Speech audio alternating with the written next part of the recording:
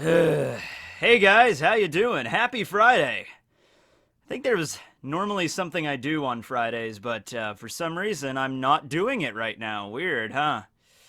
You know, I don't drink very often, but today I think I might need one.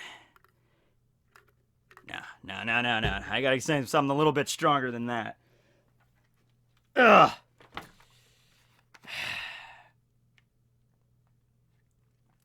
Yep. All right. So, you want to see something cool? All right. This might take a little bit of dexterity on my part, but I'll try to make it work as best of my ability. All right. Hang tight here. All right. Just gotta put my fingers under this here and lift it up. And oh my God, that's a lot of girth. Okay. All right. Here we go. All right. All right. All right. All right. Okay. I actually managed to do that. All right, without anything falling apart. Okay. So, there's two things that this represents. Number one, the monument to my weebness. And number two, this represents every single chapter of One Piece released in the last decade.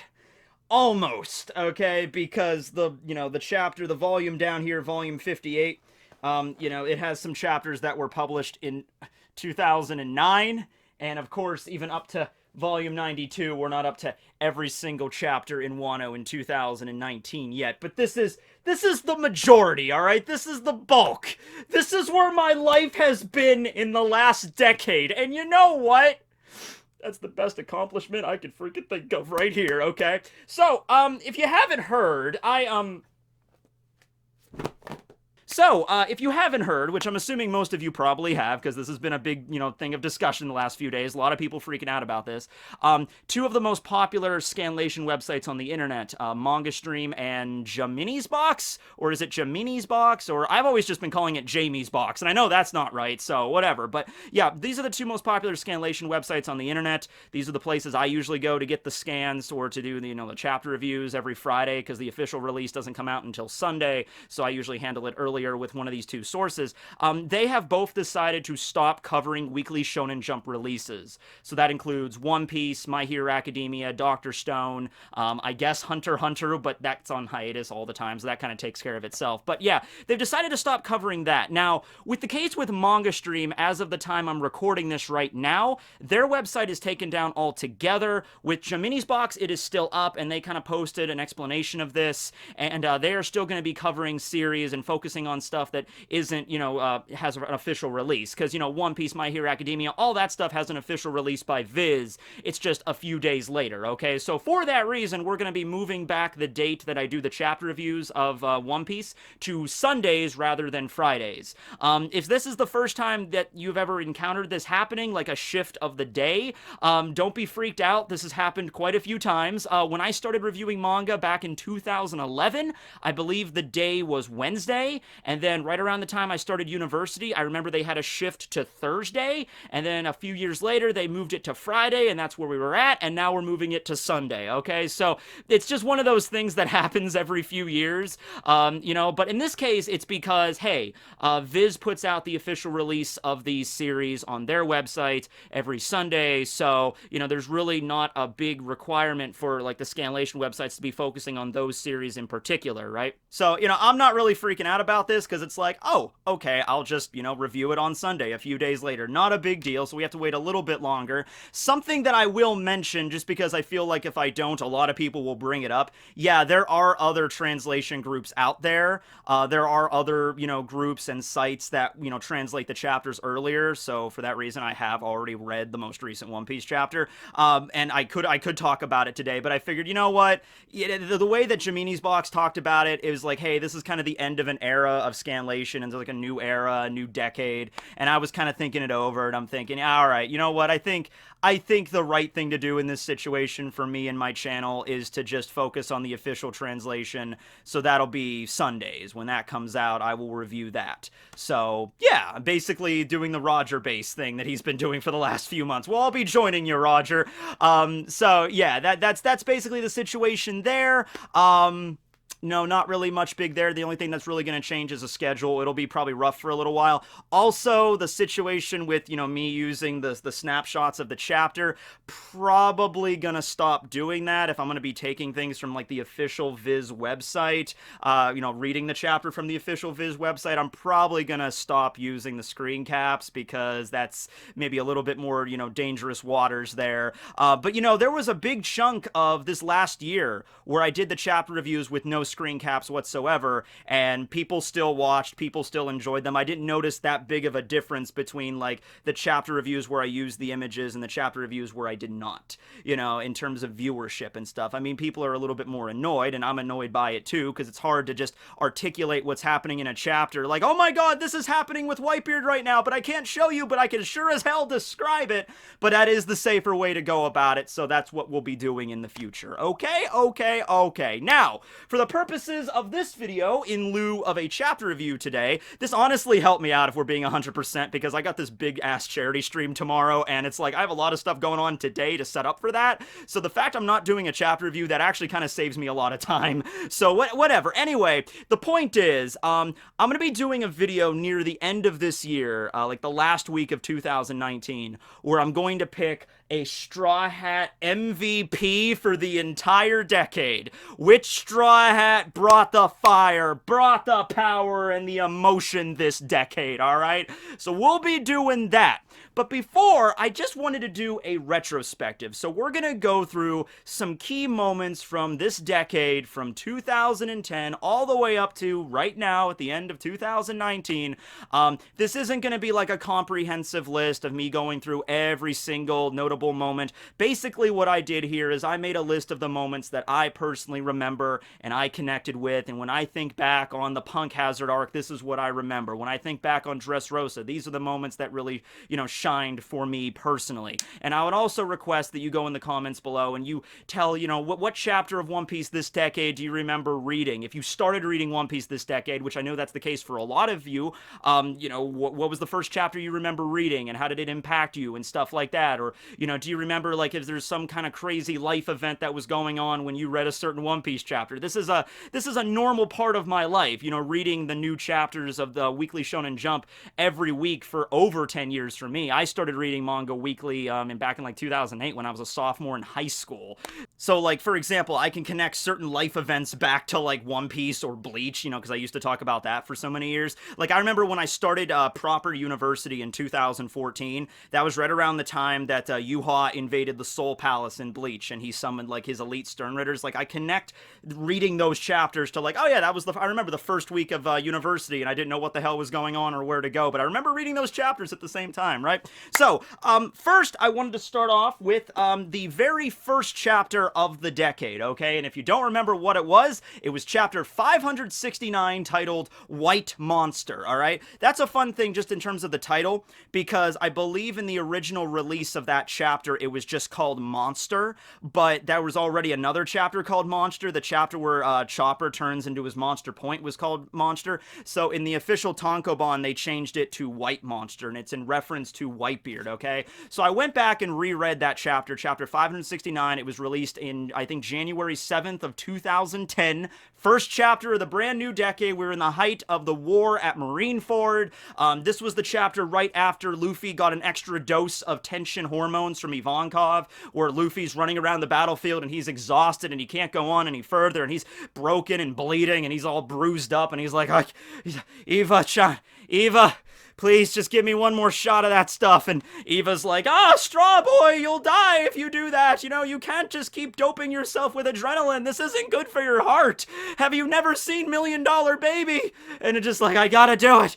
It's like, all right, fine, have it your own damn way. And then Ivankov doses him with adrenaline, and he's like, you super freaky One Piece Luffy, I'm gonna save you, Ace. And he starts, making a break for Ace, and that's where this chapter starts. Okay, so he makes a break for the platform. This was the chapter where Kobe jumps out and tries to stop him with Soru, I guess. Like, all right, I know you're my enemy, but you're my friend, but you're my enemy, but you're my friend, but you're my enemy. And then Luffy just bullets Kobe right in the face and drops him. He continues on. This was also the chapter where Whitebeard started to really kind of wear down. His the battle damage he was incurring was beginning to stack up on him. The title of the chapter, White Monster, takes reference because there's a scene in the chapter where Sengoku is kind of rallying the Marines together, and he's like, Whitebeard is hurt, go men, don't stop until he's down, and like all these Marines, and I completely even forgot about this scene, so that was a cool thing. I went back and reread this chapter.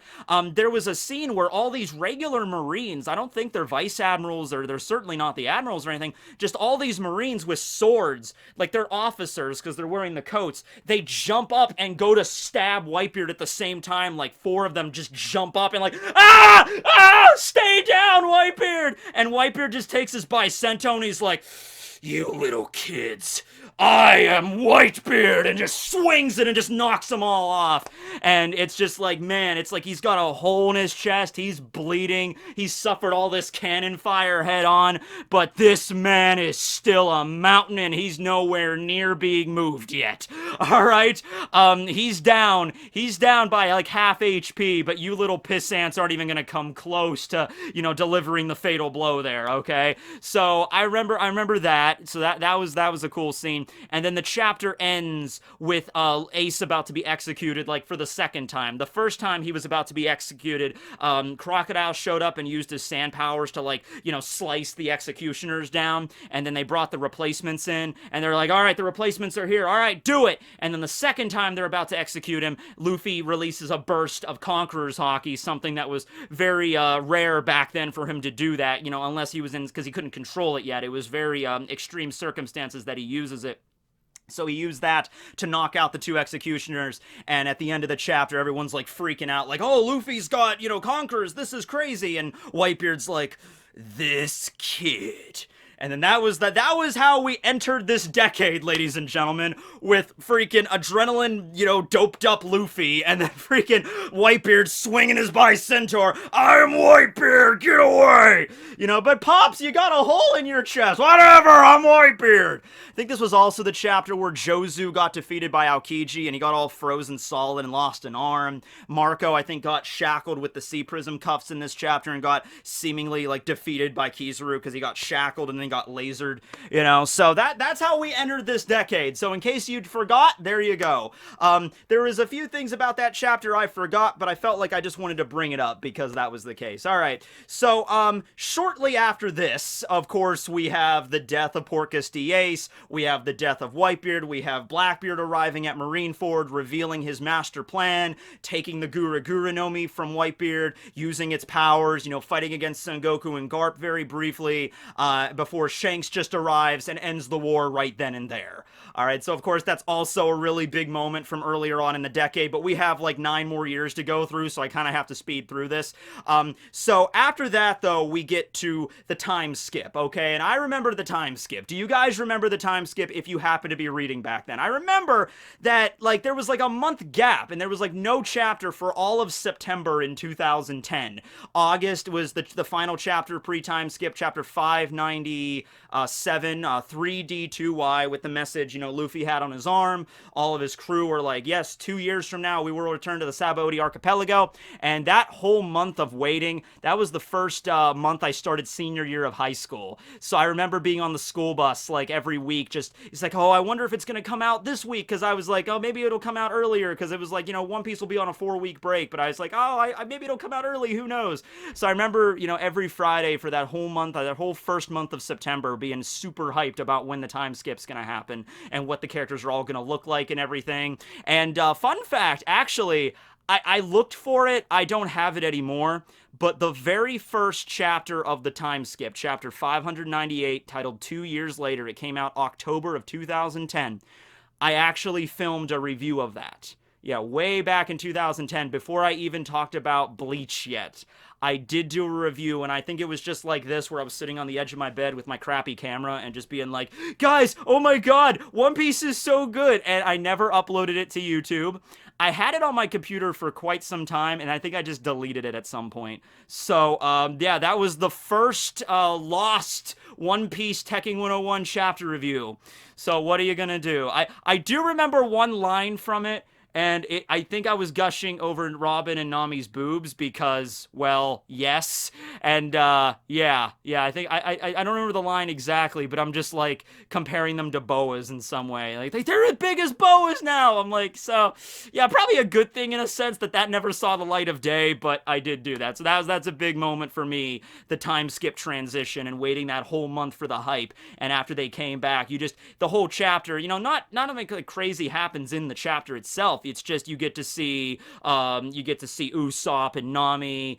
You don't get to see Robin or Frankie yet. You got to see Brook in that chapter. Brook fell down. So what's next after that? Well, we get into Fishman Island, and I'll be honest with you, there aren't that many moments from Fishman Island that I remember super fondly. I mean, I like the arc altogether. It's just that, you know at the end of the day, the Straw Hats are way stronger than the new Fishman Pirates that Hody is putting together. So they're going to be able to defeat them with no effort whatsoever. Like, if Oda put it like, oh yeah, the Straw Hats are really struggling against the new Fishman Pirates, then it's like, okay, well, what was the point of the 2-year time skip then? For them to get so much stronger, and then they have to, like, seriously struggle against the first opponents. So, I saw that coming a mile away. Like, they could just, we even see that earlier in the arc. We see Zoro essentially taking out Hody, like, halfway through the arc, and this is, like, Zoro put, like, no effort on his part. Of course, Oda introduces the energy steroids, the ESs, the pills that they pop in order to get, at least, recover from their wounds and push forward.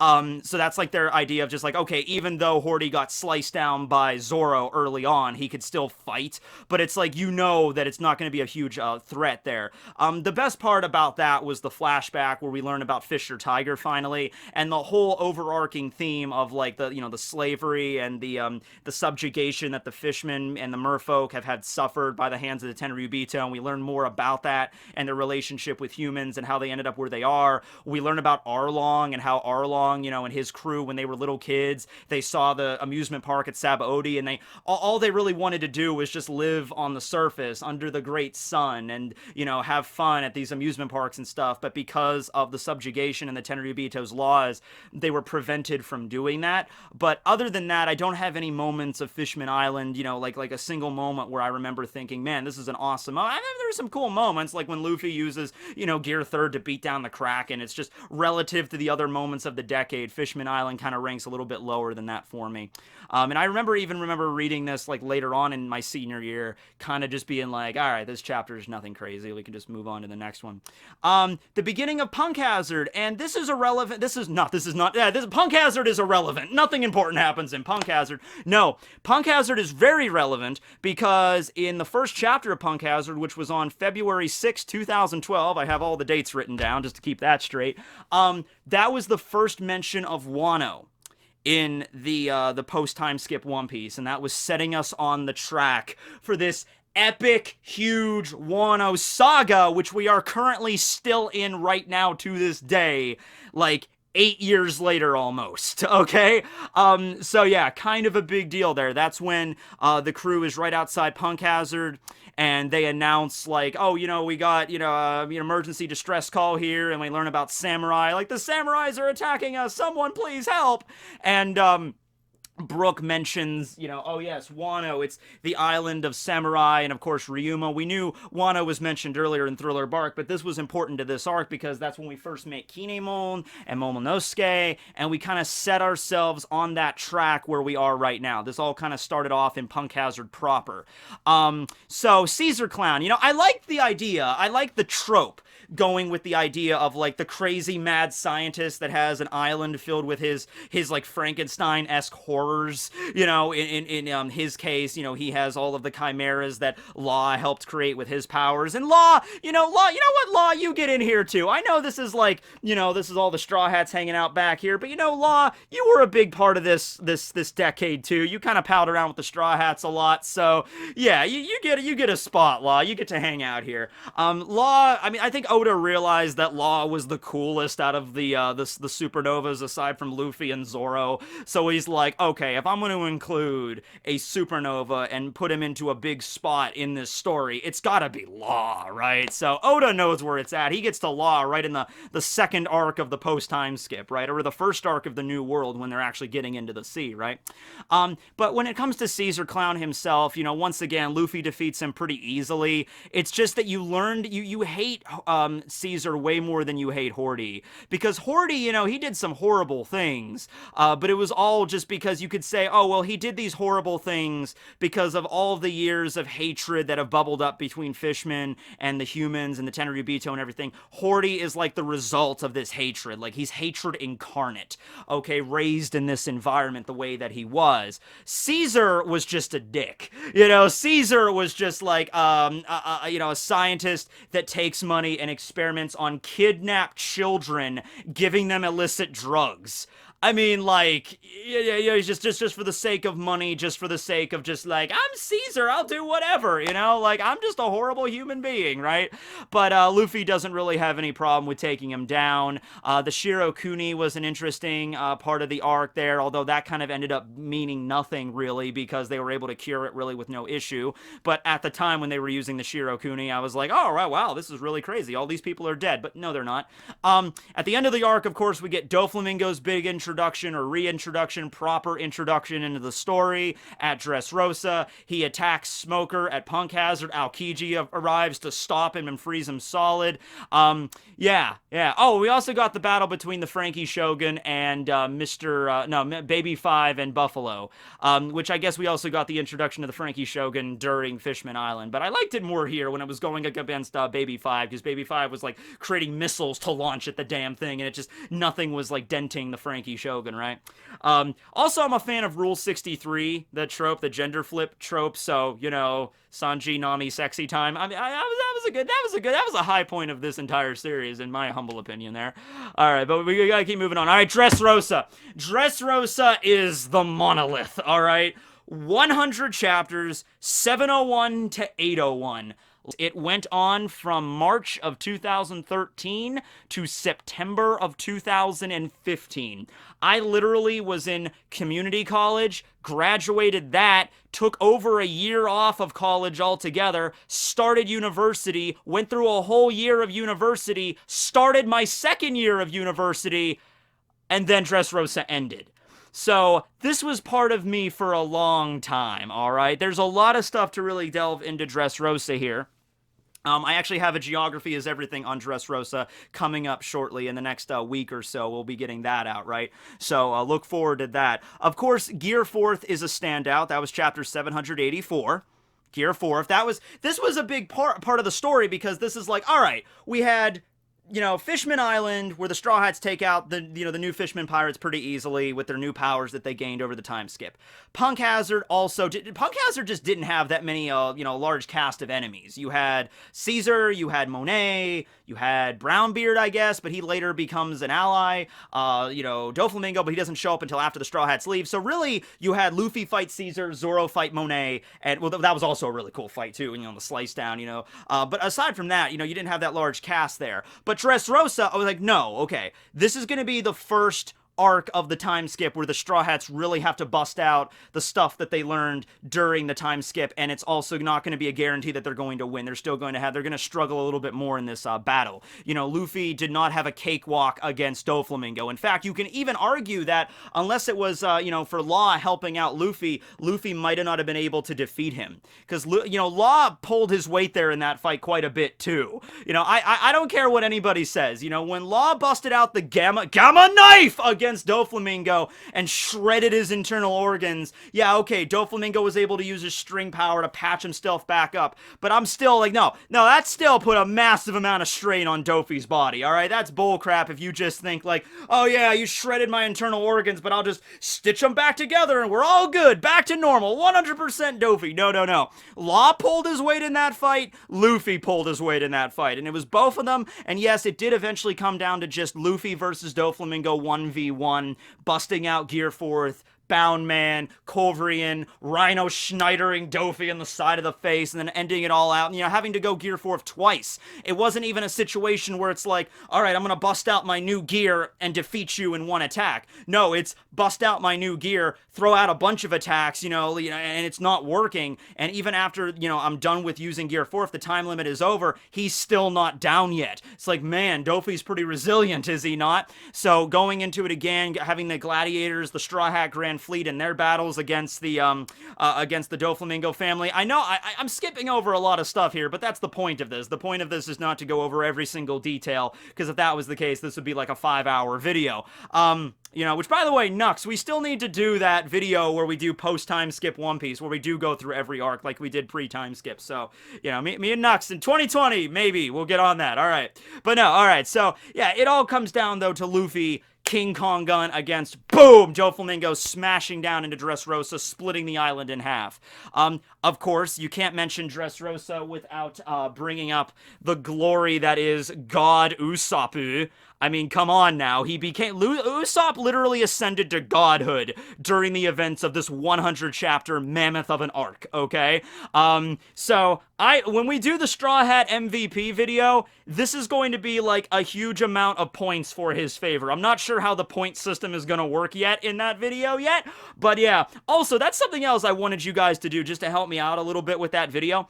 Comment below on some major events that the Straw Hats have done. Like, hey, Tekking, don't forget that time that Frankie suplexed, Senor Pink. That's gonna count in his favor. Just so I can kind of like, oh yeah, so if in case I forget anything, I'm just like, oh yeah, that was a big moment too. But yeah, Usopp ascending to godhood, literally saving the entire day. Twice. Literally saving, Robin from turning into a toy, everybody turning into a toy with his expression, and then later on, Luffy and Law are about to get turned into toys by Sugar, and then he saves them again. Usopp, mad points for this arc. Big time. Alright. Also sets up things to Zoe and Totland, because Sanji and Nami and Chopper and Brook kind of just leave this arc like a quarter of the way through it. So it's like Oda wanted to focus more on this large cast of gladiators and who would eventually become the Straw Hat Grand Fleet. Okay, so the Grand Fleet's introduction. Bartolomeo was a joy to witness. The fact that he is a Straw Hat fanboy, the same that we are One Piece fanboys of the Straw Hats, that was glorious there. I kind of wonder if sometimes Oda puts Bartolomeo, because I'm sure Oda, if he hasn't encountered them directly, I'm sure he's heard stories about, crazy, really fanatical One Piece fans, and I wonder if he put a little bit of those stories into Bartolomeo's character. I feel like he pretty much has to, right? Alright, after Dressrosa, we move on to Zoe. Zoe, pretty short arc compared to Dressrosa, kind of giving us some breathing room here. It's only about 25 chapters, but it is objectively the best chapter, though, because it introduces Carrot, right? So you know what? Honestly, MVP Straw Hat for the entire decade, Carrot. Because I know she's not an official member yet, but come on, guys, she's going to be, right? So, no. But yeah, so, Zoe. This is relevant not just because we get introduced to the Minks, and that's really cool, but we also learn about the final, stretch of what this story is going to be, what the ultimate goal here in the new world is. Find the 4 road poneglyphs, find that location, boom, Laugh-Tail Island. That's where the One Piece is, right? So yeah, that's pretty cool that we find that out. I also did a review of that chapter. I remember that. That is still up on the channel. Chapter 818, Inside the Whale. That was on March 7th, 2016. One of the very first One Piece reviews I ever did. This was during when Bleach was still going on. I did this review because I could tell how much of a importance to the entire story this is going to yield. Learning about the secret of the road poneglyphs and stuff. Learning about the Minks and their past a little little bit, getting introduced to Nekamamushi and Inuarashi, getting introduced to Jack, which I know Jack's not that. I said like, whoa, Tekking, you really like Jack, really? No. Not so much Jack himself, but the fact that Jack had a 1 billion berry bounty, and that was the very first billion bounty we ever got in the entire story. Just in terms of the numbers getting a level up, that was relevant there. So after Zoe, we move on to Totland, which of course is Sanji's arc, and we all know that Sanji did such a great job, and he's going to be MVP for the entire decade, right? Okay, now listen. I love Sanji. I really do. I think he did pretty good in this arc. I think he did. I mean, he's a chef. He cooks and he bakes. That's his job. That's what he does.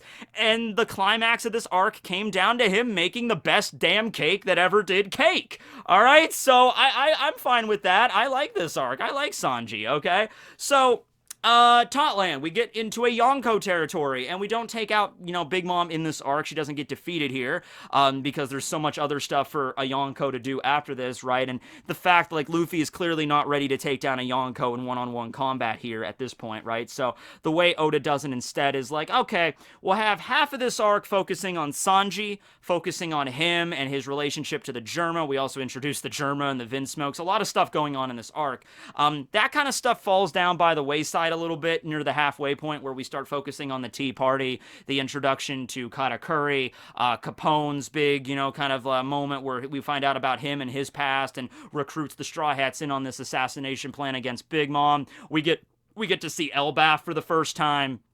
And of course, we get the final chase, where I love that chase. Just because it does feel like the Straw Hats have to bust out every single trick they learned over the 2-year time skip in order just to escape a Yonko's territory. And you know what? Damn it, that is how it should be. Luffy has to use Snake Man, Sanji's busting out his cake powers, Nami has to use Zeus and all of her weather magic, Brook has to use his soul power, Carrot has to go Sulong, Chopper has to use Monster Point, Pedro has to blow himself up, just so they could escape a Yonko territory. Jinbei has to stay behind. That's Jinbei's big moment here in Totland as he shows back up and we get to pal around him for an arc.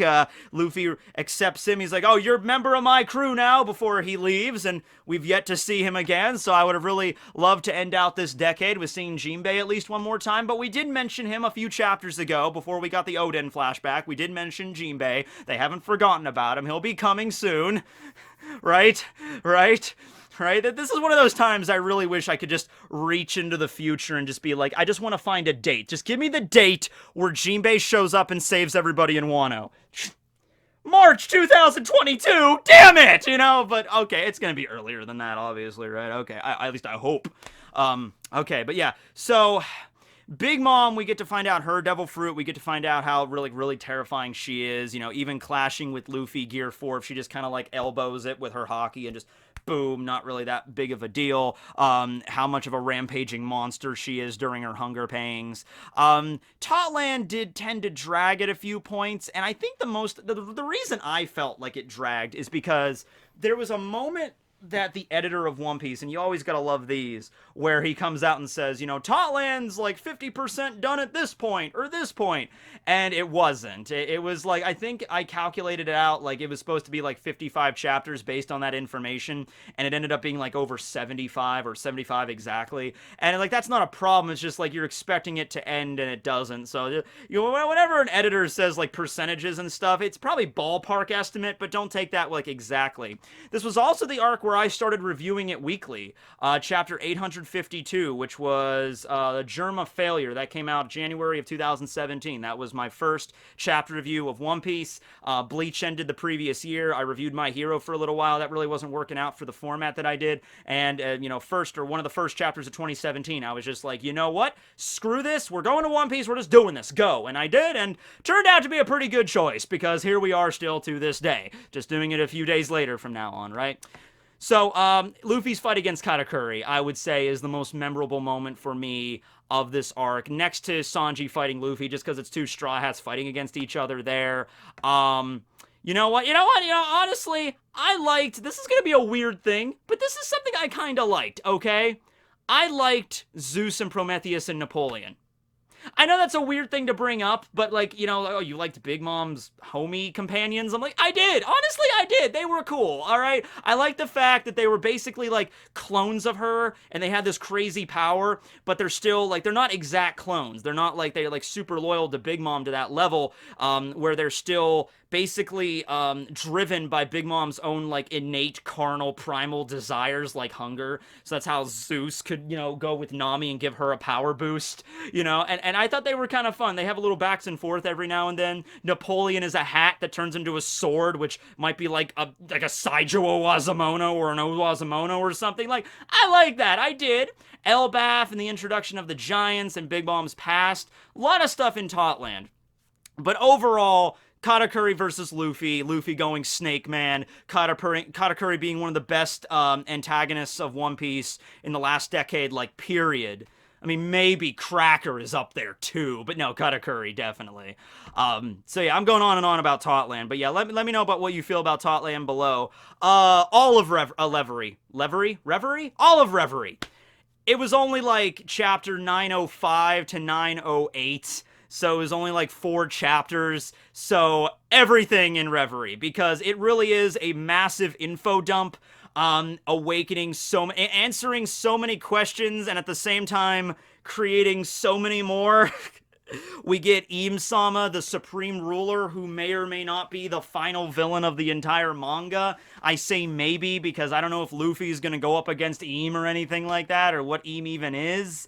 All of the kings coming together, Luffy's new bounty, 1.5 billion, his status as like the unofficial 5th Yonko. Yeah, just, I'll say it best like Oda said it. He said, I would honestly recommend you go back and, whenever we get to Reverie, reread it a few times, because Oda felt like this is just going to be a massive info dump of a mini arc.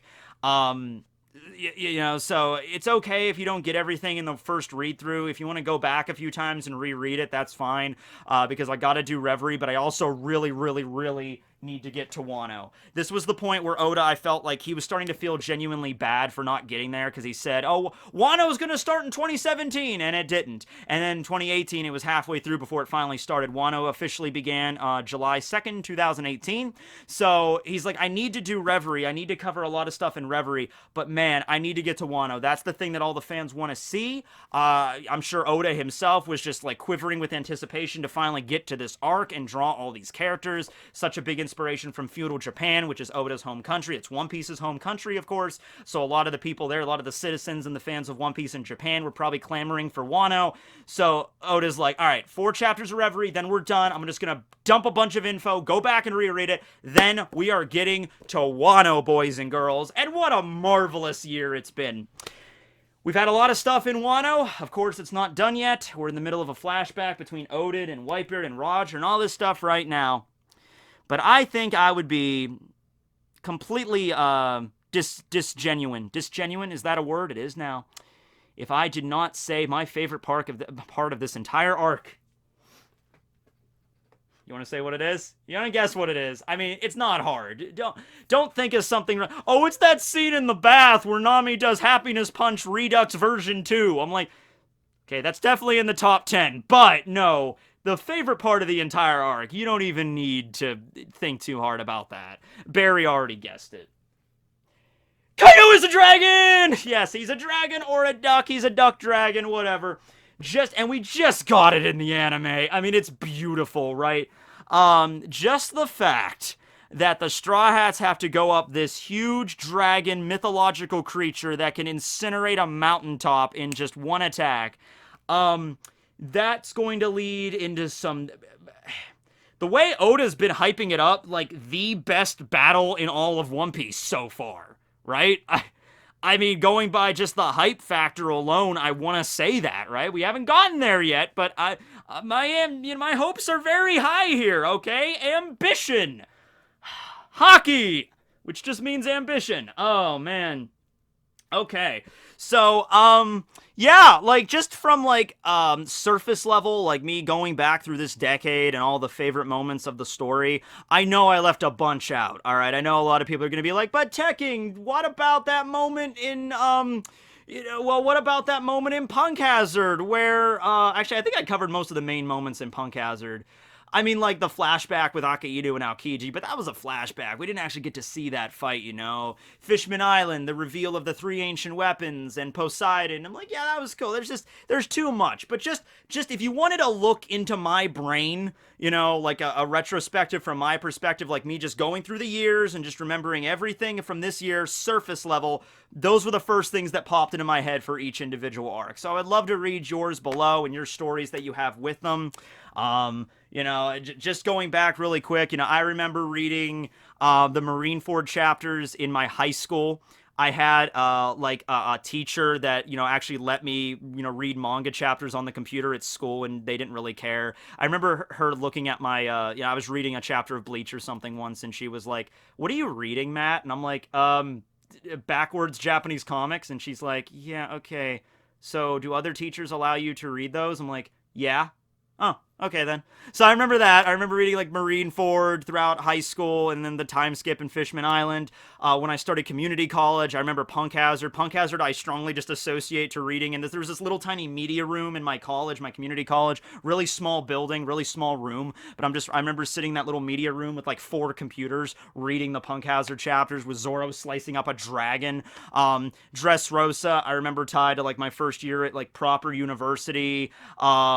You know, I remember Totland just because I reviewed it. So that's the reason I remember Totland. You know, that's when I started getting into One Piece reviewing weekly. You know, I remember reading chapters in the break room at work on that manga searcher app that I had. But this is the start of a new era in a bunch of different, you know, contexts. You got a new era as in a new decade. This is going to be the decade where One Piece ends, guys. Now, I know that you're going to, you know, joke about that, and you're probably going to, well, yeah, but it's going to end in 2075. You know, go ahead, make your jokes. It's fine. They're funny. They're funny jokes. But looking at this realistically, I don't see Oda continuing this for another 10 years. I don't think I'm going to be here on December 20th, 2029 being like, all right, so next chapter, Straw Hats are making it to Laugh Tale. Like, in my opinion, it's probably going to end somewhere around 2023 to 2026 at the absolute latest. That's like a Hail Mary pass. That's like 2026 as like maximum that I can see. I think more likely 2023, 2024 is a more appropriate ballpark there for the story. Probably around the... well, it was 2017, right? That was the 20th year anniversary. So 2022 would be 25 years. That might be a little bit too early, but who knows? Maybe 2022, 2023, around there. But it's going to end this decade for sure. There might be some other incarnation of One Piece that might start. I feel like the anime is not just going to stop after the manga stops. It's making too much money. The anime, I'm sure Oda has talked to them, and they're going to figure out some other One Piece property to do. They might cover other stories, like, you know, here's a prequel story involving Roger. I'd be like, I'd watch it, right?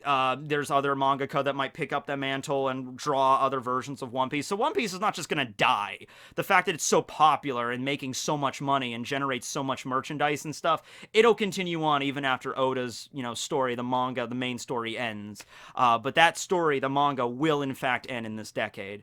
So yeah, with that case, with the reviews, we're just going to move to Sunday and talking about them from the Viz translations. Probably not going to use any more screen caps for that reason, but hey, that's how it is. That's change. You're moving on to a new generation.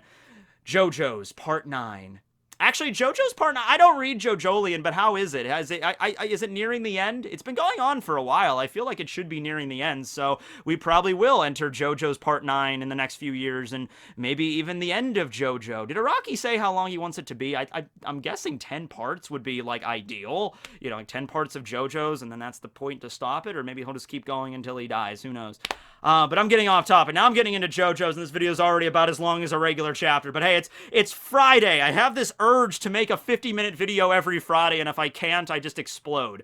All right. Have a great time, everybody. See you back here Sunday for the review. And make sure tomorrow to check out the charity live stream for the St. Jude Children's Hospital. It'll be on this channel. Going live from 1 p.m. Eastern Standard Time all the way to 9 p.m. Might go longer depending on the donations. Gonna have a great show for you lined up. Me and Barry will be there, even though it's a Saturday. Barry likes to work. It's gonna be a busy weekend for me. But yeah, thanks everybody for watching. See you tomorrow for the stream. Tekking signing out.